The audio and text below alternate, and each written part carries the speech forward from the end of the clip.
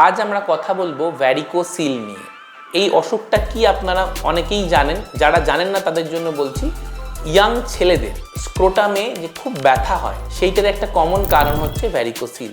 একটা simple Doppler টেস্টের মাধ্যমেই কিন্তু এটা জানা যায় যে সেই পেশেন্টের যার কিনা স্ক্রোটাল পেন হচ্ছে তার আদৌ ভ্যারিকোসিল আছে বা নেই। তো ভ্যারিকোসিল যাদের আছে তাদের একটা পুরনো ট্রিটমেন্ট ছিল যে মাইক্রো সার্জারির মাধ্যমে ভেনগুলো বেঁধে দেওয়া, কিন্তু তার একটা মডার্ন কাউন্টার পার্ট আজকের দিনে রয়েছে যেটা আমরা আজ খুব কমনলি করে থাকি, সেটা হচ্ছে অ্যাঞ্জিওগ্রাফিক ট্রিটমেন্ট, যার নাম হচ্ছে ভ্যারিকোসিল এম্বোলাইজেশন।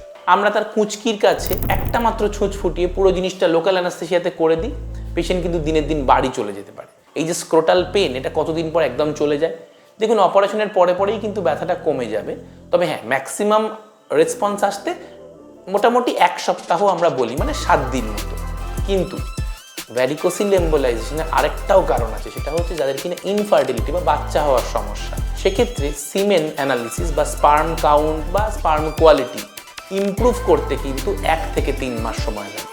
সুতরাং ব্যথার ক্ষেত্রে 7 দিন, আর যাদের ইনফার্টিলিটি সমস্যা তাদের ক্ষেত্রে কিন্তু বেস্ট রেসপন্স আসতে 1 থেকে 3 মাসের মধ্যে সময় লাগে। যারা এই ব্যাপারে ডিটেলসে জানতে চান তারা আমাদের ভ্যারিকোসিলের পুরনো ভিডিওসগুলোও দেখতে পারেন এবং আমাদের চ্যানেল সাবস্ক্রাইব করতে পারেন। যদি আপনার মনে কোনো প্রশ্ন আসে সেটা আমাদের কমেন্ট বক্সে অবশ্যই লিখে জানাবেন।